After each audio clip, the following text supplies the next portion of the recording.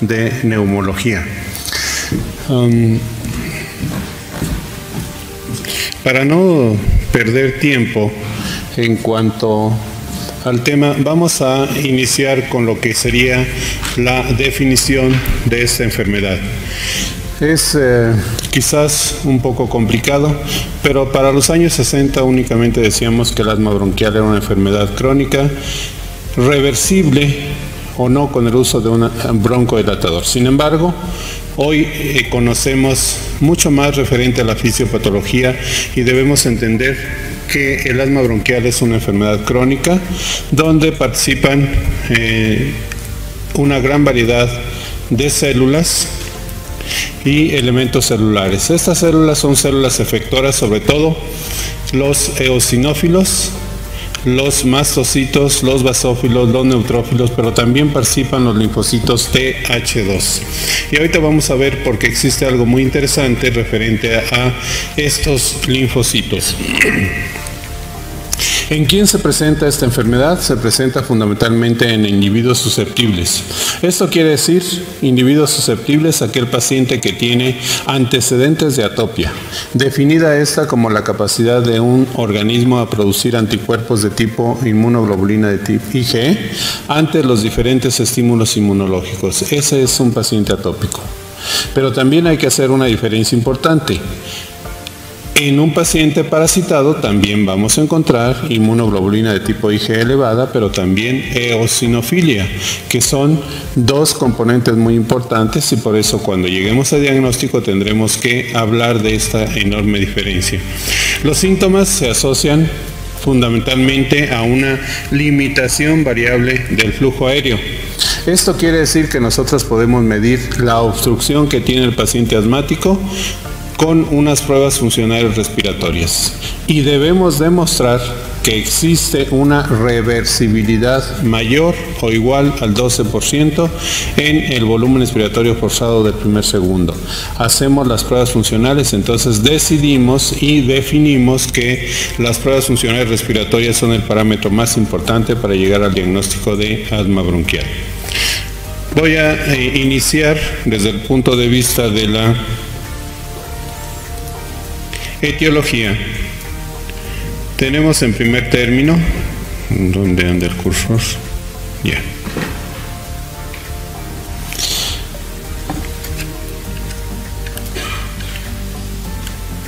Bien, entonces dentro de los factores etiológicos tendremos, ahora cómo le quito esto, ¿me pueden ayudar?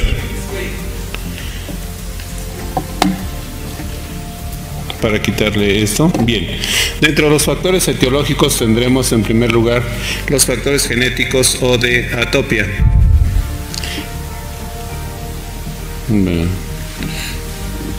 Desde allá me pueden quitar esta cosita.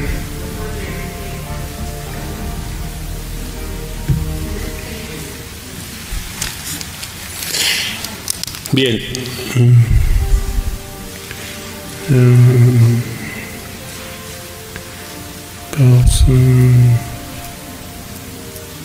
Ya.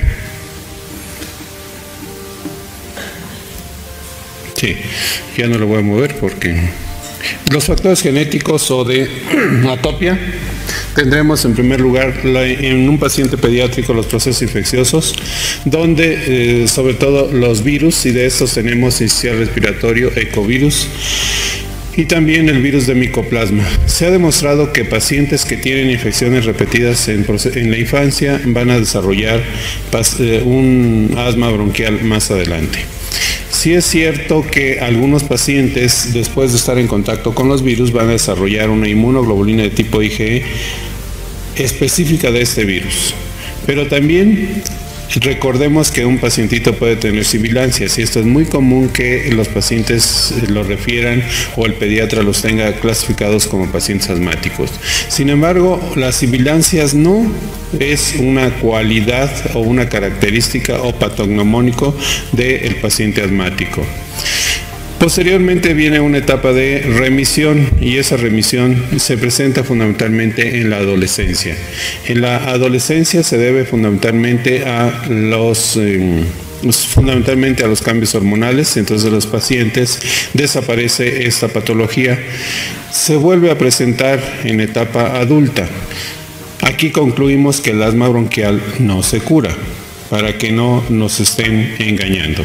Pasamos a los factores que van a contribuir desde el punto de vista etiológico, y tenemos en primer término sobre todo los ácaros del polvo doméstico. Estos ácaros que viven debajo de las alfombras y el excremento de ellos es lo más antigénico que tenemos, pero también puede existir las cucarachas, caspa de animales, perro, gato o alguna mascota que se tenga dentro del hogar. Factores que predisponen los contaminantes y también algunos lugares donde hay bastante contaminación o lugares muy conglomerados donde hay bajas concentraciones de oxígeno. Son factores que van a contribuir a desarrollar o a presentar un problema asmático. Todo esto nos lleva fundamentalmente a inflamación de la vía aérea y posteriormente a la remodelación. Desde el punto de vista de prevalencia, tendremos que hablar de esta enfermedad, es sumamente heterogénea, variando de una región a otra. Si nosotros estamos aquí en el Distrito Federal, donde por supuesto la población, la contaminación, cambios atmosféricos, nos vamos a Mérida, ahí tendríamos la humedad, sobre todo, que tiene una gran influencia. Y fíjense qué curioso, nosotros esperaríamos encontrar en una población rural menos asmáticos, o inversa, mayor cantidad de asmáticos, porque hay una gran cantidad de pólenes. Mas sin embargo no es así. Hay menor proporción de asmáticos en una población rural en comparación con una Ciudad de México o en Mérida. Mérida, un clima caluroso, húmedo, en donde la prevalencia de esta enfermedad es mucho menor que la Ciudad de México. ¿Por qué? Porque los hongos la oxigenación, y en comparación con esta ciudad donde hay también alto índice de contaminación. Afecta a nivel mundial de 5 a 10% en la población general. Si nosotros de una manera conservadora hablamos que en México, en la República Mexicana, hay 5% de pacientes asmáticos, entonces automáticamente diríamos hay 5 millones de pacientes asmáticos en toda la República Mexicana. Pero si nos vamos al 10%, entonces el 10% de la población mexicana padece de asma bronquial. Es más notorio y más marcado sobre todo en población pediátrica. ¿Y qué nos dice la Organización Mundial de la Salud? Bueno, en la última década se ha incrementado o se ha aumentado en un 40% tanto su prevalencia como el número de hospitalizaciones. El pronóstico del asma a largo plazo es actualmente una causa de preocupación. Hasta hace poco se consideraba que el 50% de los niños con asma se curaban. Sin embargo, esto no es así. Y se calculan 250,000 muertes al año por causas de asma. Entendamos entonces que existe un mecanismo inmunológico en el paciente asmático, y dentro de ellos tendremos que hablar de la inmunidad innata y de la inmunidad adquirida. ¿Qué es lo que acontece en esta patología? Tendremos en primer término una célula dendrítica, que es una célula que va a captar a un antígeno, ¿sí? Este antígeno es presentado sobre todo a un linfocito T cooperador, no sé por qué se brinca, ¿sí? El linfocito T cooperador o T helper va a secretar una serie de citocinas, y por lo tanto estas citocinas van a estimular sobre todo al linfocito B o a una célula plasmática, y esta célula plasmática es la que va a producir una gran cantidad de inmunoglobulina de tipo IgE para que se adhiera directamente hacia el mastocito y también se adhiera a los eosinófilos. Estas células efectoras tienen fundamentalmente receptores específicos para inmunoglobulina de tipo IgE. Los receptores específicos para inmunoglobulina de tipo IgE tienen una característica importante. Son receptores Fc-εR1 o de alta afinidad, y otro receptor es Fc-εR2 de baja afinidad. En el asma bronquial existe un paradigma. Hemos hablado de los linfocitos Th2, pero es importante que nosotros manejemos este paradigma en cuanto a linfocitos Th1 y Th2. El linfocito Th1, estamos hablando de una subdivisión de TCD4. Tenemos T cooperadores y T supresores. Los linfocitos TCD4 se van a subdividir en TH1 y TH2. Los linfocitos TH2, cuando están por encima de TH1 por encima de TH2, no hay enfermedad atópica, no hay enfermedad alérgica. Sin embargo, cuando los linfocitos TH2 están por encima de TH1, sí va a haber enfermedad atópica o sí va a presentarse este paciente con asma. ¿Qué hacen entonces? Los linfocitos Th2, al ser estimulados por un antígeno, van a liberar una serie de interleucinas o citocinas, en especial la interleucina 4, interleucina 10, interleucina 13 y la interleucina 5. ¿Qué hace cada una de estas interleucinas? La interleucina, por la vía de los Th2, interleucina 4, estimula directamente a la célula plasmática para que esté produciendo inmunoglobulina de tipo IgE, pero también tiene un papel muy importante en cambiar el isotipo de una célula plasmática que iba a producir, por ejemplo, IgM o IgD, le cambia el isotipo para que produzca inmunoglobulina de tipo IgE. Este cambio permite que la célula plasmática esté produciendo una gran cantidad de inmunoglobulina de tipo IgE.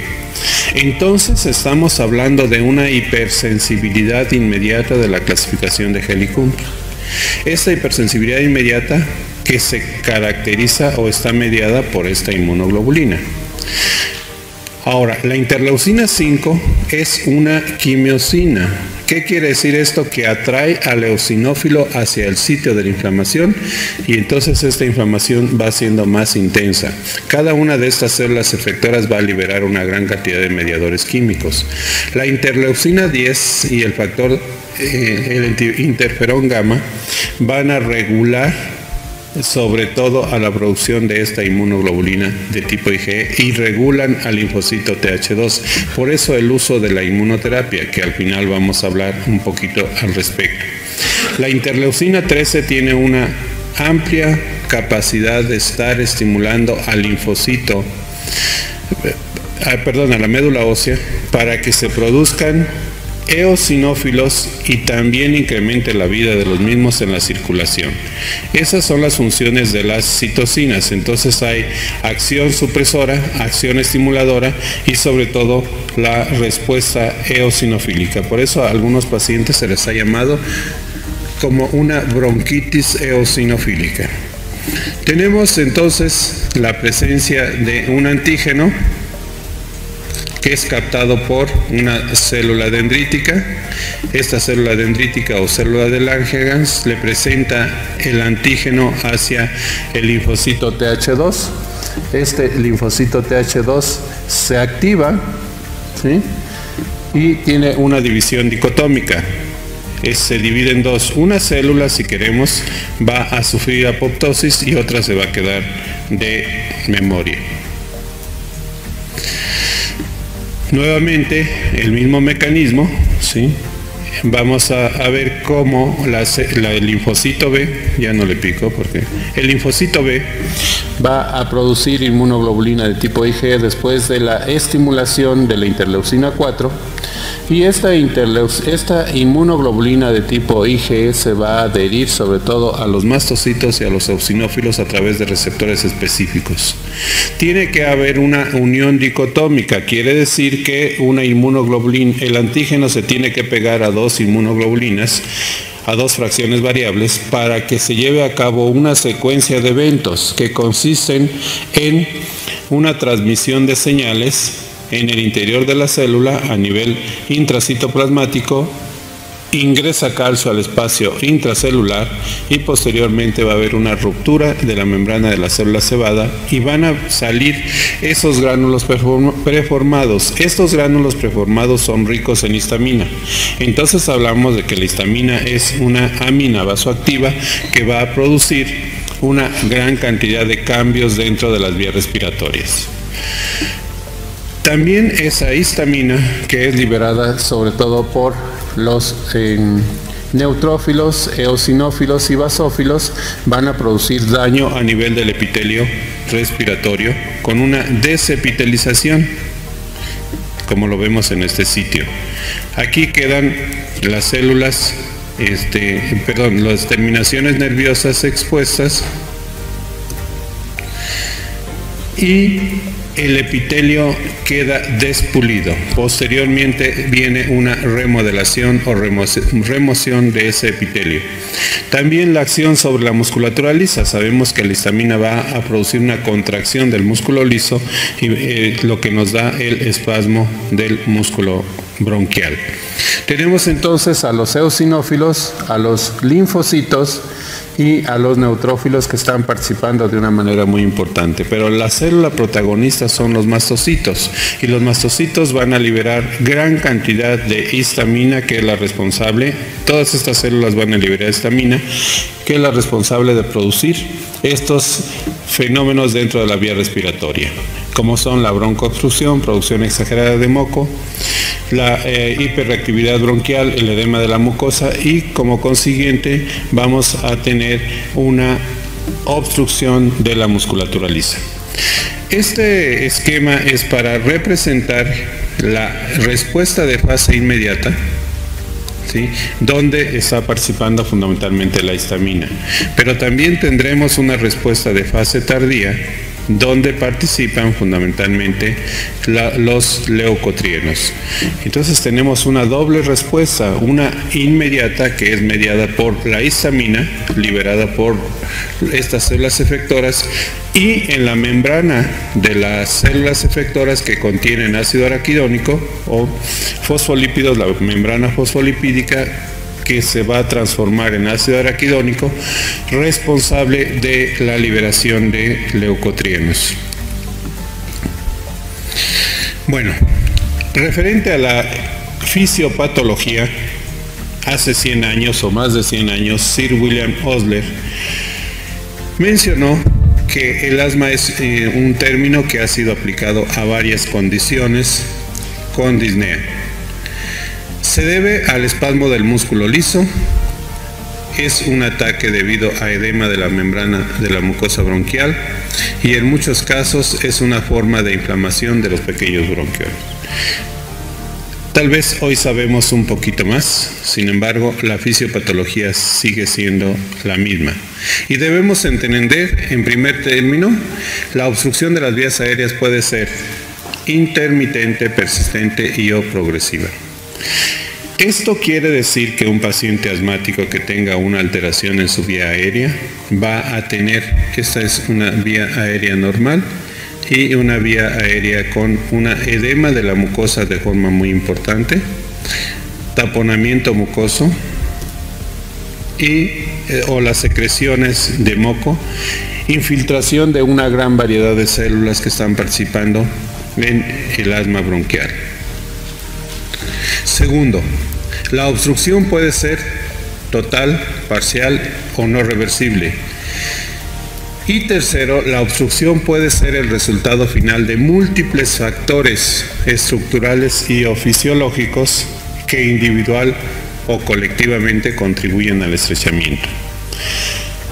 Esto se debe fundamentalmente a que el asma, hemos mencionado, que es una enfermedad multifactorial, porque contribuyen directamente desde un cambio brusco de temperatura, un factor emocional, el estrés, por ejemplo, los cambios atmosféricos o un antígeno, que puede ser un aeroalergeno, que es lo más común en nuestro medio.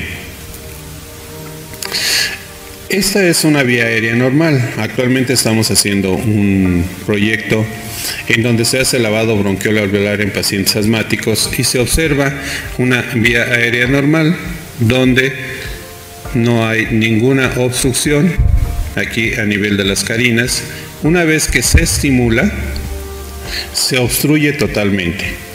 El fibrobroncoscopio que se introduce en el paciente asmático, los músculos lo cogen, lo aprietan. Estos músculos son tan fuertes y el paciente empieza con su sintomatología de disnea. Ejemplificando y resumiendo lo que acontece en la fisiopatología, hay una vasodilatación, hipersecreción de moco, daño y desprendimiento de células del epitelio y engrosamiento del músculo liso de la vía aérea. Todos estos cambios fisiopatológicos se encuentran en el paciente asmático después de que ha estado en contacto con un antígeno. Otra característica o cualidad muy importante es el espasmo del músculo liso. Es la característica principal de una reactividad exagerada. Al paciente le aqueja fundamentalmente que tiene opresión en el pecho. Doctor, yo no puedo respirar. Otros nos dicen, tengo un gato acá dentro en mi pecho. Son los estertores que está presentando ese paciente. Generalmente o fundamentalmente los estertores que tiene el paciente asmático son de tipo silbante. Las vías aéreas contienen una gran variedad de células, en especial los mastocitos, que son los que radican ahí, también macrófagos. Pero el mastocito es la célula más importante, y células emigradas. ¿Cuáles son las células emigradas? Un eosinófilo que llegará hacia el sitio de la inflamación por atracción. Cuando están esas células dentro de la vía aérea, van a liberar mediadores químicos, como ya hemos mencionado.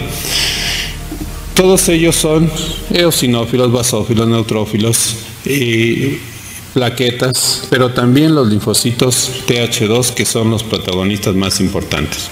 Todos ellos secretan una gran variedad de mediadores, sobre todo estos mediadores químicos encabezados por la histamina. Y los leucotrienos o cisteínil-leucotrienos. Por eso tenemos en el mercado bloqueadores de la síntesis de leucotrienos. He puesto nada más el leucotrieno C4, D4 y E4. El A y el B no tienen ninguna participación en la producción de broncoespasmo. Entonces, el leucotrieno C4 es el más potente y donde van a bloquear los inhibidores o antagonistas de los receptores es a partir de C4. La literatura nos describe que los leucotrienos son de 1000 a 10.000 veces más potentes que la histamina, por lo tanto el broncoespasmo es mucho más severo. Además, el nervio vago, por estimulación directa, ya habíamos dicho que el epitelio, hay un despulimiento o desprendimiento de ese epitelio. Las fibras colinérgicas C, al ser estimuladas por algún cambio brusco de temperatura, liberan acetilcolina y se presenta también broncoespasmo.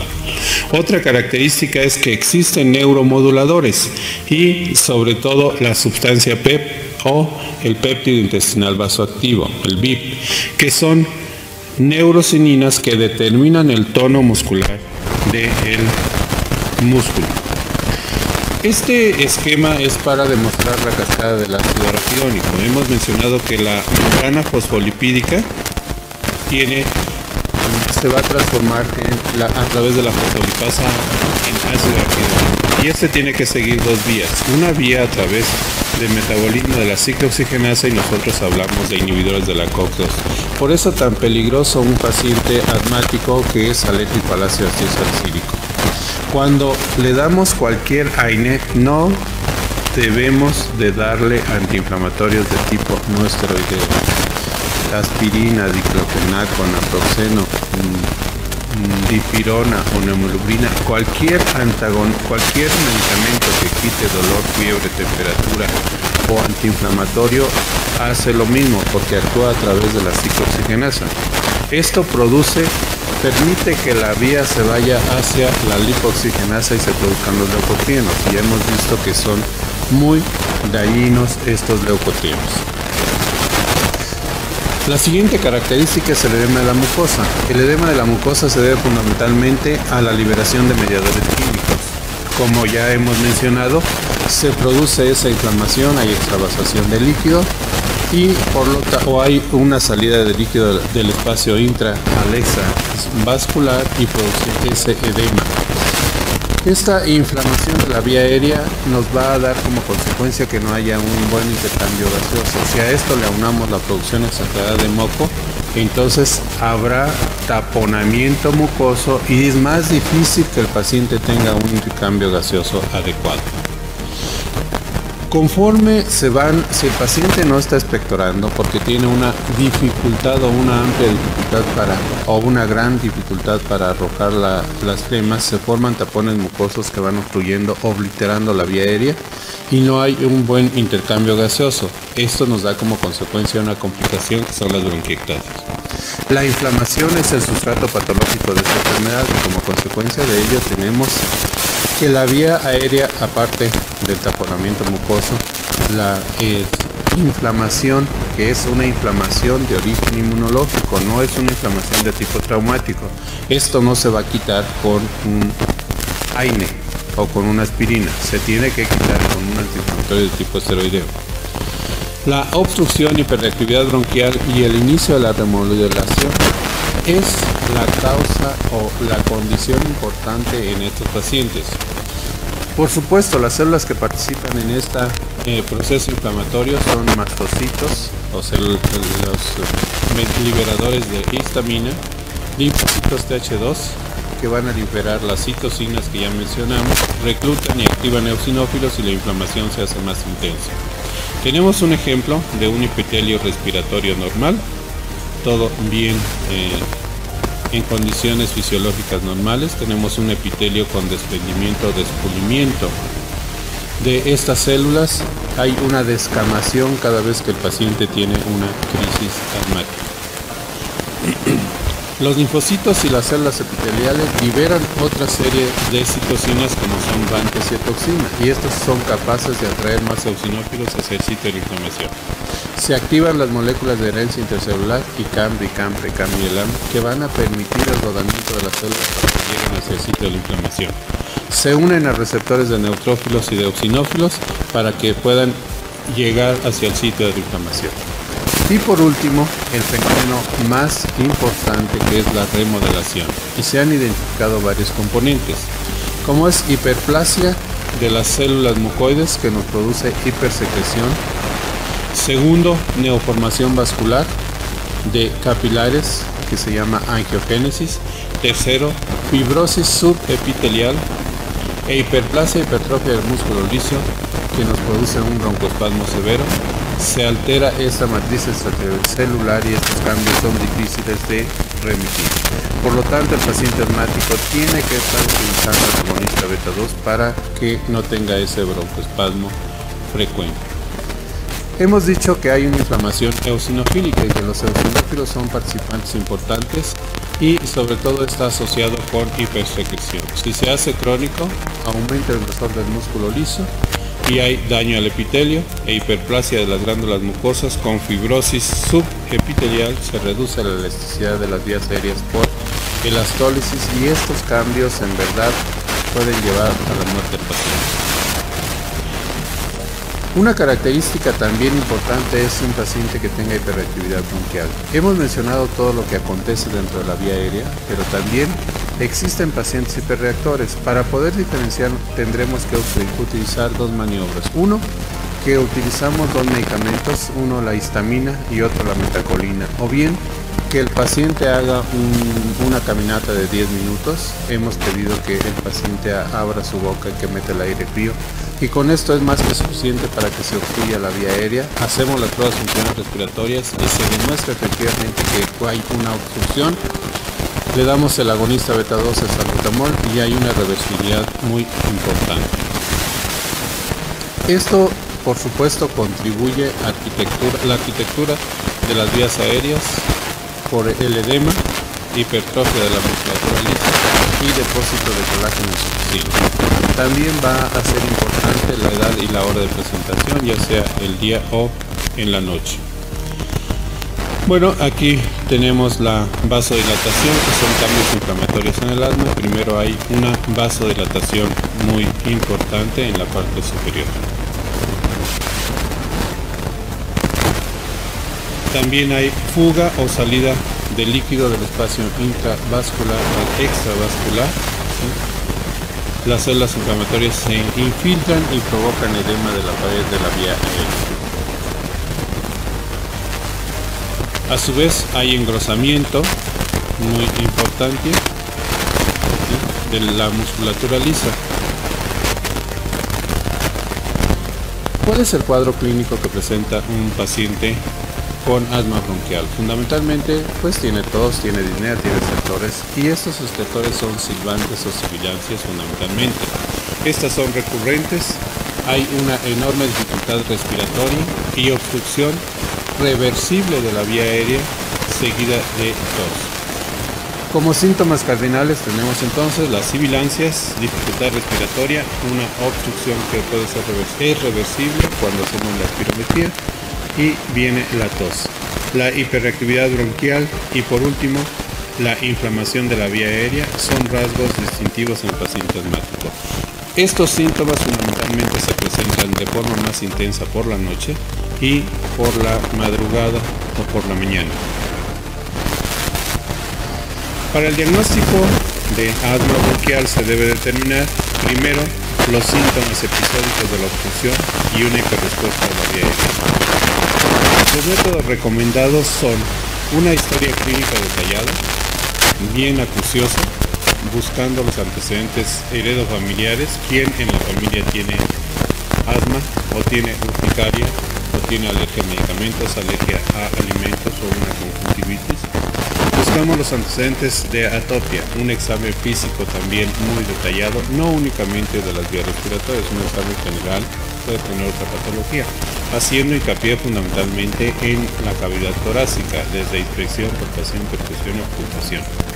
Y sobre todo, buscando si el paciente tiene un broncoespasmo, los estertores silbantes. Esto no quiere decir que no vaya a tener estertores roncantes, también pueden existir estertores roncantes. Los que predominan en esta información son los silbantes. Estudios de laboratorio. Hacemos una biometría hemática donde vamos a mostrar los eosinófilos, una citología nasal que también encontramos la presencia de eosinofilia muy marcada, exudados nasal y faringio, o en casos se hace un lavado bronquial alveolar. Claro, esto no lo hacemos de forma rutinaria, pero se puede hacer para buscar algún proceso infeccioso. La inmunoglobulina IgE total, pero también podemos hacer algunas pruebas cutáneas. Y lo más interesante, después de que se haya esto, el paciente dice que es alérgico a algún ácaro del polvo doméstico, a alguna caca de animales, solicitamos una IgE específica de antígeno. Esa es la técnica de RAS. Si se encuentran ahí en el libro, pues hacemos RAS, que quiere decir radioalergoabsorbencia T, si es IgE específica para antígeno ofensor. De gabinete vamos a hacer una radiografía de senos paranasales. ¿Para qué hacemos una radiografía de senos paranasales? Fundamentalmente para descartar la presencia de sinusitis, desviación anatómica, la presencia de quistes o pólipos en las cavidades o en los senos paranasales. Oximetría de pulso, que es importante para saber este paciente hay una buena saturación de oxígeno. La espirometría, que es el parámetro el estudio más importante para llegar al diagnóstico de asma bronquial. De acuerdo a las guías internacionales, GINA han visto en todas las transparencias, dice GINA son guías o consenso internacional para el manejo del paciente asmático. Y lo que actualmente nos está pidiendo esta guía es que el paciente le demostremos que tenga una reversibilidad mayor o igual al 12%. Ese es un paciente asmático. En todo protocolo de investigación tenemos que demostrar que los pacientes tienen una reversibilidad de 12% o más. Y para controlar a largo plazo utilizamos la flujometría. En cuanto a la clasificación de GINA, podemos clasificarla, como al principio lo mencioné, en asma intermitente de acuerdo a los síntomas que se presentan los días con síntomas en la noche, y aquí tenemos asma intermitente, menos de una vez por semana, en la noche menos o igual 2 veces por mes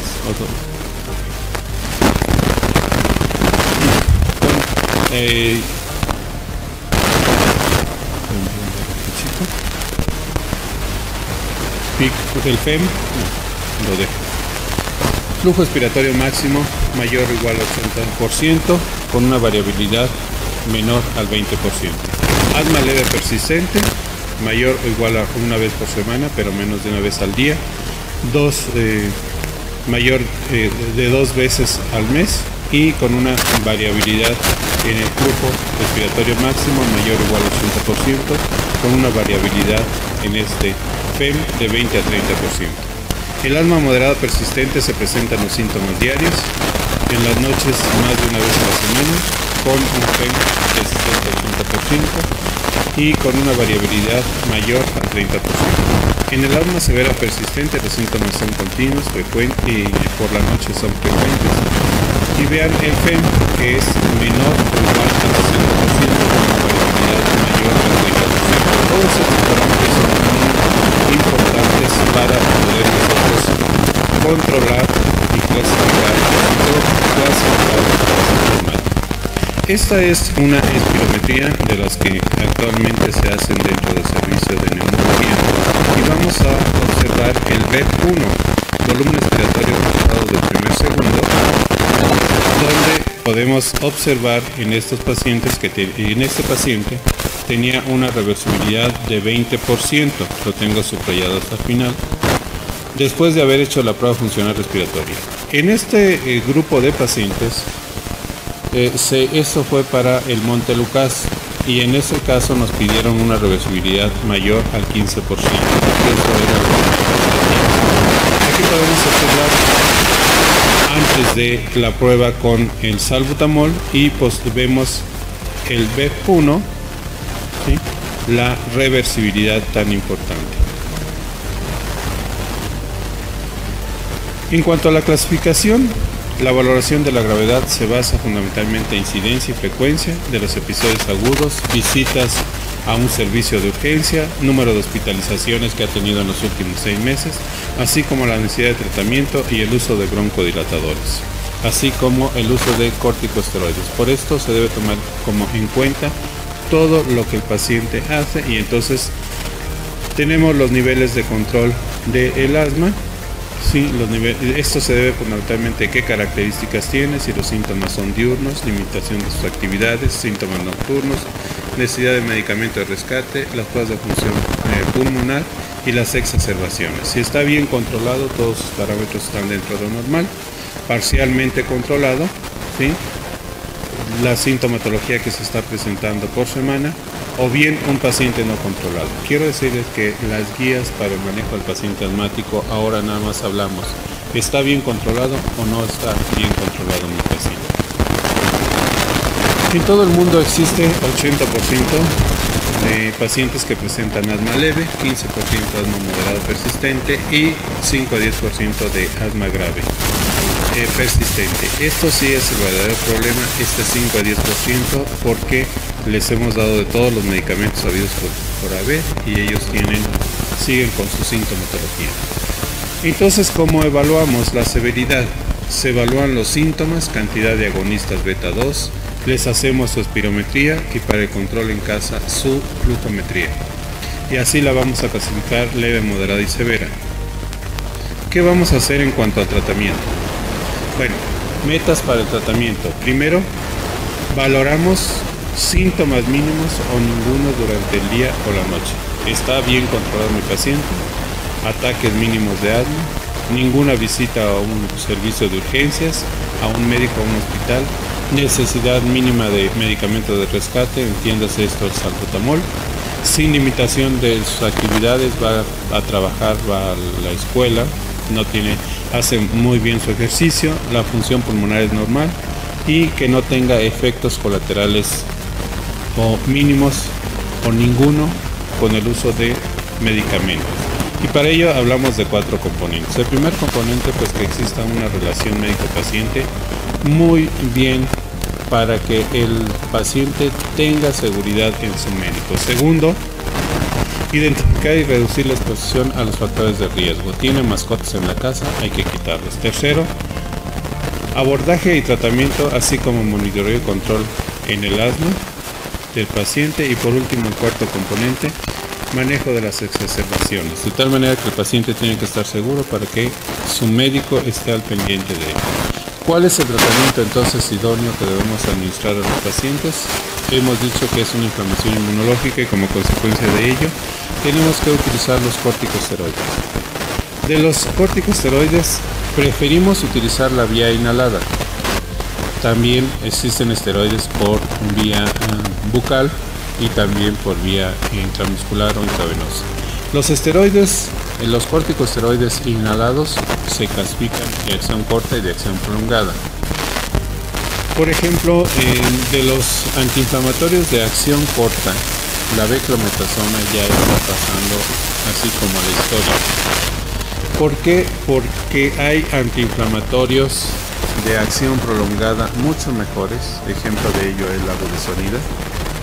Ejemplo de ello la fluticasona.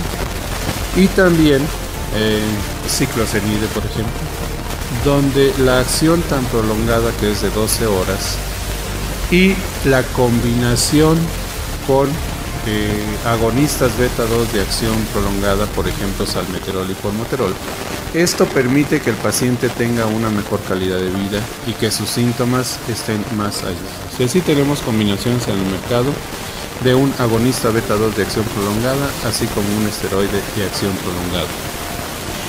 Los esteroides también podemos utilizar pulsos de esteroides en caso que un paciente tenga alguna crisis, la prednisona, por ejemplo, de 70 miligramos en dosis decrecientes, o también los esteroides de depósito en caso de una verdadera emergencia, la hidrocortisona. Entonces tenemos que echar mano de los antiinflamatorios de tipo esteroideo. ¿Y por qué preferimos la vía aérea inhalada?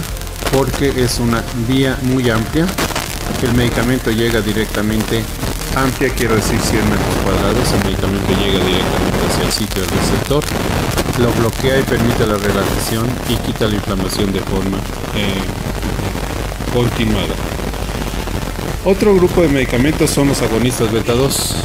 Encabezados estos por los de corta acción como es el salbutamol, el Ventolin que ustedes conocen. Las presentaciones pues hay variadas, grajeas, inhalaciones o solución para nebulizar. De tal manera que nosotros recomendamos el salbutamol, sabedores de que cada inhalación tiene 100 microgramos y la recomendación son 200 microgramos cada 6 horas. Los de acción prolongada tenemos el formoterol y salmeterol, de los más utilizados, pero también recientemente hay una nueva sal que es el indacaterol, que se usa cada 24 horas, más específico para el padecimiento con enfermedad pulmonar obstructiva crónica. Por supuesto, los efectos tóxicos y su mecanismo de acción de los agonistas beta 2 es aumentar AMP cíclico intracelular para permitir la relajación. Son tóxicos a altas dosis y debemos de vigilar sobre todo los efectos cardíacos. Otro grupo de fármacos son los anticolinérgicos. Veíamos cómo al estímulo de las fibras C colinérgicas se libera acetilcolina y produce broncoconstricción, y ahí tenemos bromuro de ipratropium de acción corta, oxytropium y tiotropium en el mercado. Estos van a bloquear los receptores M3 que se encuentran en el pulmón, que son los receptores colinérgicos dentro de la vía aérea, y por lo tanto van a relajar al músculo liso. Sin embargo, yo quiero mencionar que los anticolinérgicos, como su acción anticolinérgica es secar secreciones, en el paciente asmático hemos tenido algunas complicaciones como son el taponamiento o el depósito de secreciones, porque no puede expulsar fácilmente la flema que están produciendo. Tenemos dos fármacos que son estabilizadores de los mastocitos, el cromolicato de sodio y nedocromilo sódico, cromolin y nedocromil sódico. Estos se adhieren al sitio de unión de la inmunoglobulina de tipo IgE para impedir la liberación de mediadores, por eso se les ha llamado también como profilácticos. Se usan en el paciente asmático, se usan en soluciones oftálmicas o soluciones nasales para estabilizar a las células o los mastocitos presentes en la conjuntiva o la mucosa nasal, y por supuesto estabilizar el mastocito de la vía aérea. Inhibidores de la 5-lipoxigenasa como es el siluitón, que bloquea a esto para que ya no se produzcan los leucotrienos. Modificadores de los leucotrienos, que son el montelukast y adipos, que ustedes conocen, salpicast y tranclukast, que inhiben la acción de los leucotrienos y por lo tanto al broncoespasmo. Otro grupo de fármacos que tenemos son las metilxantinas, encabezadas por la aminofilina. La aminofilina, que se usa para alguna crisis asmática. Se ha mencionado mucho en la literatura que está pasando a desuso, sin embargo la seguimos utilizando para permitir la relajación, y por supuesto al bloquear a la fosfodiesterasa permite la relajación del músculo liso. Tenemos también metilxantinas de acción prolongada por vía bucal, la teofilina anhidra o doxofilina, que son fármacos que se utilizan para para permitir la relajación de la musculatura lisa, y tiene ciertas ventajas sobre los agonistas beta 2 porque aumenta la fuerza de contracción de los músculos intercostales y de los semidiafragmas, y por lo tanto mejora el intercambio gaseoso en los pacientes asmáticos. Los inmunomoduladores, que se ha mencionado mucho, tenemos poca experiencia con ella y tenemos nuevas drogas. Omalizumab. Este es un anticuerpo monoclonal que bloquea a la inmunoglobulina de tipo IgE que se encuentra circulante, y también antifactor de necrosis tumoral alfa, que participa en los procesos inflamatorios del paciente asmático. Bloqueadores de citocinas, como son una antiinterleucina 4 y una antiinterleucina 5. Sin embargo, recientes informaciones de la literatura, estos anticuerpos monoclonales bloquean a otros sitios y los efectos adversos son más severos. Por último, los inhibidores de las metaloproteasas, como es el marismatat, que está en investigación. Entonces, ¿cuál es el uso de los broncodilatadores en el tratamiento farmacológico del asma? Bueno, los broncodilatadores únicamente nos van a aliviar la sintomatología, y los antiinflamatorios suprimen la inflamación. Por lo tanto, un paciente asmático tiene que estar utilizando los antiinflamatorios como primera línea de tratamiento para evitar esa inflamación, y también nos van a controlar perfectamente bien el asma, y de ellos tenemos cromoelcato, cromonas y antagonistas de los receptores de los leucotrienos. Por el otro lado, los broncodilatadores, agonistas beta 2, anticolinérgicos y metilxantinas, que ya mencionamos. Y lo que les mencionaba en cuanto al plan de tratamiento es: está bien controlado o no está controlado, y también por pasos el uso de agonistas beta 2. Para ello, para el control del paciente asmático es muy importante que el paciente no tenga ningún síntoma de asma, ningún despertar nocturno, no utilización de medicamentos de rescate, y el FEM o pico flujo máximo mayor de 80% de lo esperado. Para ello usamos el flujómetro para que el paciente se esté monitorizando diariamente, que no tenga ninguna exacerbación y que no presente eventos adversos sobre el uso de los medicamentos. Esta es la flujometría, en donde tendremos, está semaforizado. Ahorita les voy a presentar un flujómetro. Zona verde, donde el paciente tiene un FEM, el flujo expiratorio máximo mayor de 80, y mi paciente está en control total, puede hacer su vida normal. Zona amarilla, no nos podemos pasar el semáforo y está del 60-80, cuidado porque puede tener un descontrol inminente. Y en zona roja, menos de 60%, peligro acudir a su médico o ya hacer una llamada telefónica. Este es un flujómetro, es un dispositivo sencillo y fácil de utilizar.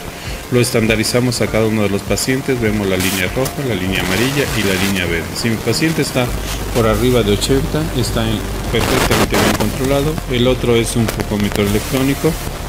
Y en cuanto a complicaciones, pues los pacientes son alérgicos al ácido acilsalicílico, tienen pólipos. Este es un paciente con poliposis nasal. También no hay que olvidarnos que las bronquiectasias o fracturas costales por una contracción del músculo liso en una crisis de asma, enfisema subcutáneo, o bien también otra complicación, una neumonía que pueda tener el paciente. La presencia de quistes o pólipos en las cavidades paranasales, y pues el pronóstico, sobre todo en cuanto a costos